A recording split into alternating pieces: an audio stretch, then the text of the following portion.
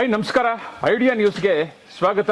ವೀಕ್ಷಕರೇ, ಇವತ್ತಿನ ಕಾರ್ಯಕ್ರಮ ಏನು ಅನ್ನೋದನ್ನ ನೀವೆಲ್ಲ ಕೂಡ ನೋಡಬಹುದು. ಇವತ್ತು ನಾವು ಕೋಲಾರ ಜಿಲ್ಲಾ ಮುಳಬಾಗಿಲು ತಾಲೂಕಿನ ಗುಡಪಲ್ಲಿ ಗ್ರಾಮ ಪಂಚಾಯತಿ ಕಗ್ಗಲ್ನತ ಗ್ರಾಮದಲ್ಲಿದ್ದೀವಿ. ಈ ಗ್ರಾಮ ಸುಮಾರು ವರ್ಷಗಳಿಂದ ಇರ್ತಕ್ಕಂಥದ್ದು. ಈ ಗ್ರಾಮದಲ್ಲಿ ಸುಮಾರು ವರ್ಷಗಳಿಂದ ಇರ್ತಕ್ಕಂಥವ್ರು ಕೂಡ ನಾವು ಇಂಟರ್ವ್ಯೂ ಮಾಡಿದ್ವಿ. ಆದರೆ ಇವತ್ತು ಈ ಗ್ರಾಮದಲ್ಲಿ ಇರ್ತಕ್ಕಂಥ ಮೂಲಭೂತ ಸೌಕರ್ಯಗಳಾಗಿರ್ಬೋದು, ವ್ಯವಸ್ಥೆಗಳಾಗಿರ್ಬೋದು, ಶಾಲಾ ಮತ್ತು ರಸ್ತೆ, ಹಲವಾರು ಸಮಸ್ಯೆಗಳು ಏನಿದೆ ಅನ್ನೋದನ್ನ ಇವತ್ತು ನಾವು ನೇರವಾಗಿ ರಿಯಲ್ಟಿಯಾಗಿ ಸುಮಾರು 11 ಗಂಟೆಗೆ ಈ ಊರಿಗೆ ಬಂದಿದ್ವಿ.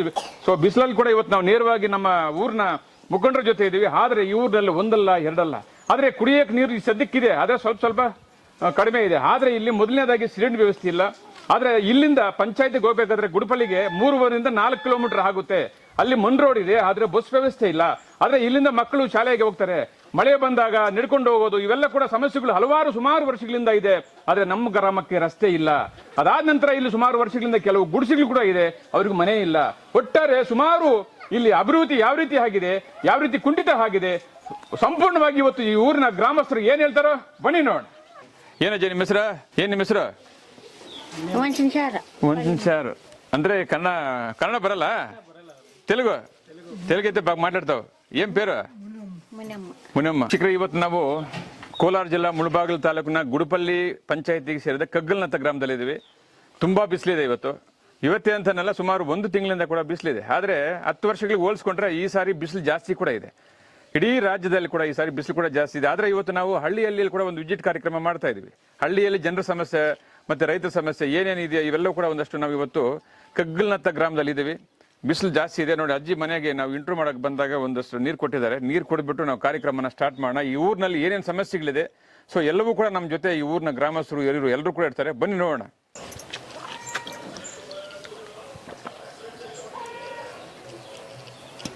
ಬೋರ್ ನೀರ ಇದಾ? ಕೊಳೆ ನೀರು ಚೆನ್ನಾಗಿ ಬರ್ತದ ನೀರು ಕುಡಿಯಕ್ಕೆ?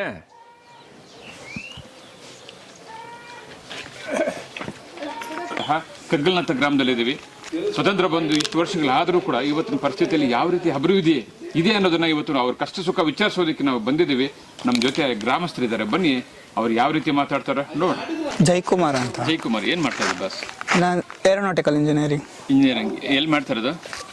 Bengaluru MVG college. ಸೊ ನಿಮ್ಮ ಸ್ವಂತ ಊರು ಯಾವುದು? ಕಗ್ಗಲ್ನತ. ಹೆಂಗಿದೆ ನಿಮ್ಮ ಊರಿನ ಪರಿಸ್ಥಿತಿ, ಅಭಿವೃದ್ಧಿ? ರೋಡ್ ಇಲ್ಲ, ಚರಂಡಿಗಳು ಏನು ಮಾಡಿಸ್ತಿಲ್ಲ. ಸ್ಕೂಲ್ ಶೌಚಾಲಯ ನೋಡಿದ್ರೆ ಏನೂ ಇಲ್ಲ.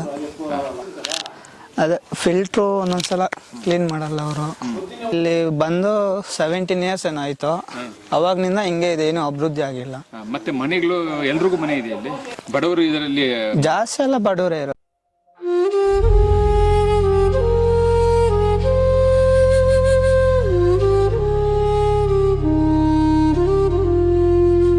ನಿಮ್ಗೆ ಮೂಲತಃ ಬೇಕಾಗಿರೋದು ಏನು ಈ ಗ್ರಾಮಕ್ಕೆ? ರೋಡ್ ವಸತಿ ಇಲ್ಲ. ಏನಾರು ಯಾರಿಗಾದ್ರೂ ಇವಾಗ ಎಮರ್ಜೆನ್ಸಿ ಬೇಕಾದ್ರೆ ಆ ರೋಡ್ಗಳಿಗೆ ಹೋದ್ರೆ ಪ್ರಾಬ್ಲಮ್ ಆಗುತ್ತೆ. ಇಲ್ಲಿ ರೋಡ್ ಇದೆ, ಇದು ಕಾರ್ಡ್ ರೋಡು ಹತ್ರ ಆಗುತ್ತೆ, ಅದಕ್ಕೆ ಇದು ರೋಡ್ ಮಾಡಿಸಿಲ್ಲ.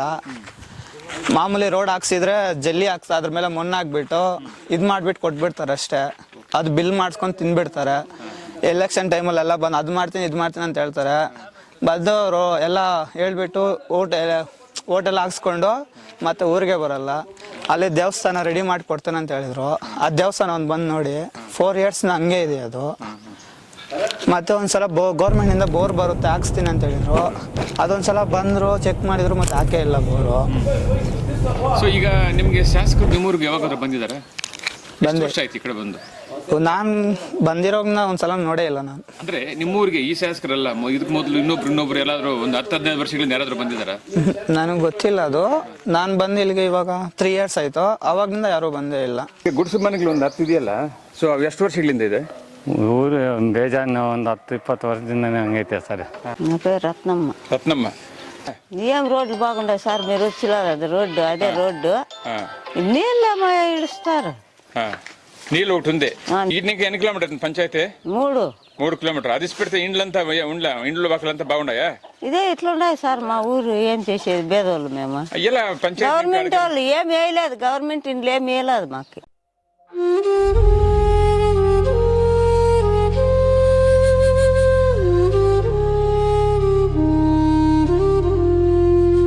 లేదు. ఏదో మేము కూలీనాలో చేసుకొని అట్లా కట్టుకున్నాం. ఈ పంచాయతీలో ఇండ్లు ఆడితే ఏం చెప్తారు? నువ్వు 30,000 50,000 ఇస్తామంటారు, అది దెంగ తినేసి అది మారిపోయింది, ఇంక లేదు ఎగిరిపోయి అంటారు. అట్లా దుడ్లు ఇచ్చామన్నా మీరు సై కాల్చుకుంటారా? మేమేమి ఇచ్చింది లేదు, లేదు అట్లా మనం మేము ఇచ్చిండామని చెప్పకూడదు. 40,000 ఇచ్చింది లేదా? బుద్ధి ఉంది. 40,000 ఇచ్చినాము, ఇంకా మిగిలింది ఇప్పటికి లే. అంటే ఇప్పుడు వీళ్ళకి గవర్నమెంట్ ఇండ్లు కూడా దుడ్లు ఇవ్వాలండి ఇవ్వాలండి సార్. మేము ఎంత కష్టం. సో అట్లా నడుస్తుంది ఇక్కడంతా. ఇక్కడ అట్లే దుడ్లు ఇచ్చిన వాళ్ళకి ఇంట్లో అది కూడా వేసేలే, దుడ్లు తిరిగి వాపిస్తారా? ఎగిరిపోయి వాళ్ళు వెళ్ళిపోయినారు, మారిపోయినారు, లేదు వేసేది అంటారు. ఇప్పుడు మీరు ಇಚ್ಚಿನ ದುಡ್ಡು ಏಮನ್ನ ವಾಪಸ್ ವస్తుందా? ಲೇ ಅದು ವಚ್ಚಲೆ. ರಸ್ತೆ ಹೆಂಗಿದೆ? ರಸ್ತೆ ಚೆನ್ನಾಗಿಲ್ಲ. ಎಷ್ಟು ವರ್ಷಗಳಿಂದ ಇದೆ? ಏನು ಇಂದು 20-30 ವರ್ಷದಿಂದ ಹಂಗೆ ಐತೆ. ಇದು ನಿಮ್ಮ ಪಂಚಾಯತಿ ಕಡೆಯಿಂದ ನೀವು ಹೇಳಿದ್ರೆ ಆಗ್ಬೇಕಾಗಿತ್ತಲ್ಲ? ಅವ್ರು ಹಾಕಿಲ್ಲ ಸರ್. ನಿಮ್ಮ ಈಗ ಪಂಚಾಯತಿ ಅಥವಾ ಮತ್ತೆ ಶಾಸಕರು ಅನುದಾನದಲ್ಲಿ ಕೂಡ ರಸ್ತೆಗಳೆಲ್ಲ ಆಗ್ಬೇಕಲ್ಲ, ನೀವು ಹೇಳಿದಿರಾ? ಆಗ್ಬೇಕು, ಅವ್ರು ಆಗ್ತಿಲ್ಲ. ಯಾವಾಗಾದ್ರೂ ನೀವು ಶಾಸಕರನ್ನ ಭೇಟಿ ಮಾಡಿ ಮಾಡಿದ್ರಾ? ಮಾಡಿದ್ದೀವಿ, ಅವ್ರು ಇನ್ನೂ ಏನು ಹೇಳಿಲ್ಲ. ನಿಮ್ಮೂರಿಗೆ ಯಾವಾಗಾದ್ರೂ ಶಾಸಕರು ಬಂದಿದ್ರಾ? ಬಂದಿದ್ದಾರೆ. ಎಷ್ಟು ದಿನ ಆಯ್ತು? ಏನು ಬಂದು ಅವ್ರು ಎಲೆಕ್ಷನ್ ಟೈಮಲ್ಲಿ ಬಂದಿರೋದಷ್ಟೇ. ಎಲೆಕ್ಷನ್ ಟೈಮ್ ಅಂದ್ರೆ 3 ವರ್ಷ ಆಯ್ತು, ಅದು ಇದುವರೆಗೂ ಬಂದಿಲ್ಲ. ಯಾಕೆ ಈ ಕಡೆ ಎಲ್ಲ ಬಂದಿಲ್ಲ ಅಂತ ಗೊತ್ತಿಲ್ಲ ಸರ್. ಏನು ಊರು ಕಟ್ಟಿನ ಒಂದು 70-80 ವರ್ಷ ಆಗಿದೆ. ಬಟ್ ಅವಾಗಿಲ್ಲದಿಂದನೂ ನಮ್ಮ ಊರ ಕಡೆ ಯಾರು ಇದು ನಮ್ಗೆ ವ್ಯವಸ್ಥೆ ಸರಿಗೆ ಮಾಡ್ತಾ ಇಲ್ಲ ಸರ್.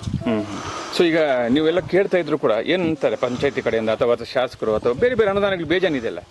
ಇದಾವೆ, ಬಟ್ ನಮ್ಗೆ ತಲುಪಿಸ್ತಾ ಇಲ್ಲ ಸರ್. ನೀವು ಕೇಳ್ತಾರ ಅಥವಾ ಕೇಳೋದಿಲ್ಲ? ನಾವು ಹೋಗಿ ಕೇಳ್ತೀವಿ, ಆಯ್ತು ಅದು ಮಾಡ್ತೀವಿ ಇದು ಮಾಡ್ತೀನಿ ಅಂತಾರೆ. ಬಂದಲ್ಲ ಬರಲ್ಲ ಮಾಡಲ್ಲ, ಸುಮ್ಮನೆ ಆಯ್ತಪ್ಪ ಮಾಡಿ.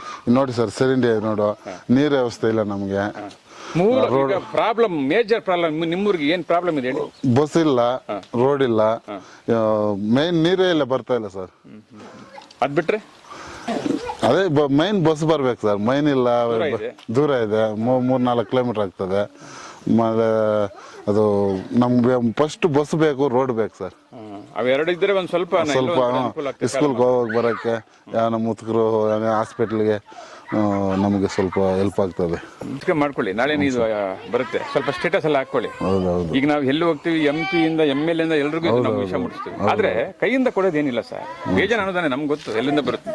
ಆದ್ರೆ ಮೈನ್ ಬೇಕಾಗಿರೋದು ಸಿರಿನಿ ನೋಡಿ ಸರ್. ನೀವೇ ಪ್ರಜೆ ನಡ್ಕೊಂಡು ಹೋಗ್ತಾ ಇದ್ರೆ ಅವ್ನಿಗೆ ಏನ್ ಸಮಸ್ಯೆ ಇದೆ? ರಸ್ತೆ ಆ 2 ಕೊಟ್ರೆ ಸ್ವಲ್ಪ ತಟ್ಟುಕೊಂಡಂಗಿರ್ತದೆ.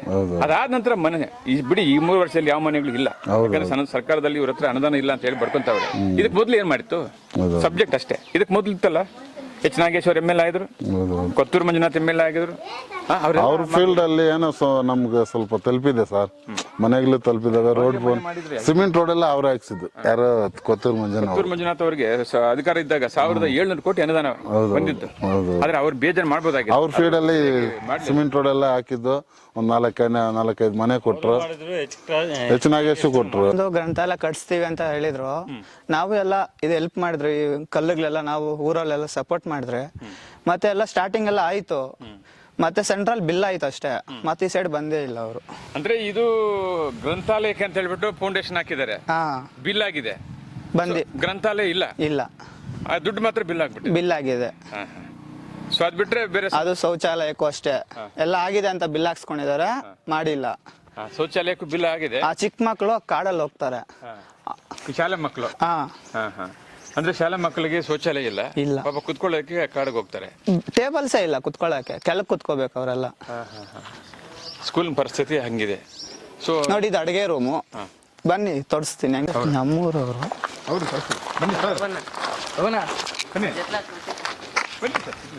ಮಾಡಿದ್ದಕ್ಕೆ ಹೊಸ ಸರ್ ಬಂದಿದ್ರು, ಅವ್ರು ಮಾಡಿಸಿದ್ದು.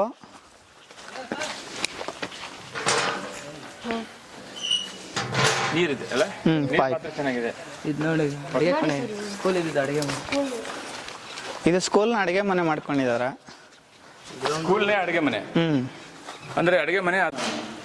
ಇವಾಗ ಮನೆಯಿಂದ ಮಾಡ್ಕೊ ಬರ್ತಾರೆ, ಒಂದೊಂದ್ಸಲ ಈ ಸ್ಕೂಲಲ್ಲಿ ಮಾಡ್ತಾರೆ. ಇಲ್ಲಿ ಅವ್ರು ಅವಾಗಲೇ ಫಸ್ಟ್ ಬಂದು ಕೇಳಿದೆ ಅವ್ರನ್ನ. ನಮಸ್ಕಾರ ವೀಕ್ಷಕರೇ, ಕೋಲಾರ ಜಿಲ್ಲಾ ಮುಳಬಾಗಿಲು ತಾಲೂಕಿನ ಗುಡುಪಲ್ಲಿ ಗ್ರಾಮಕ್ಕೆ ಸೇರಿದ ಕಗ್ಗಲನತ್ತ ಗ್ರಾಮದಲ್ಲಿ ಮೂಲಭೂತ ಸೌಕರ್ಯಗಳು ಕುಂಠಿತವಾಗಿದೆ.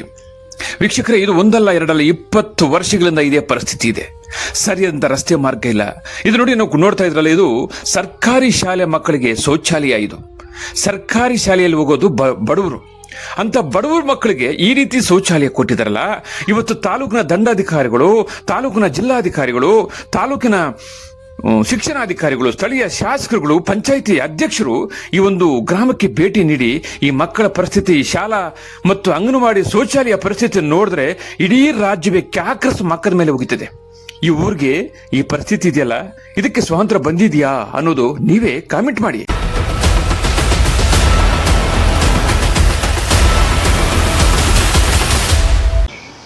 ವೀಕ್ಷಕರೇ, ಮುಳುಬಾಗಿಲಿನ ಇಂಚಿಂಚು ಸುದ್ದಿಗಳು ನೋಡಬೇಕಾದ್ರೆ ಐಡಿಯಾ ನ್ಯೂಸ್ ಅನ್ನು ಸಬ್ಸ್ಕ್ರೈಬ್ ಮಾಡಿ, ಶೇರ್ ಮಾಡಿ, ಲೈಕ್ ಮಾಡಿ. ಕ್ಯಾಮರಾಮನ್ ಗೌತಮ್ ಜೊತೆ ಐಡಿಯಾ ಮಂಜು, ಐಡಿಯಾ ನ್ಯೂಸ್ ಮುಳುಬಾಗಿಲು.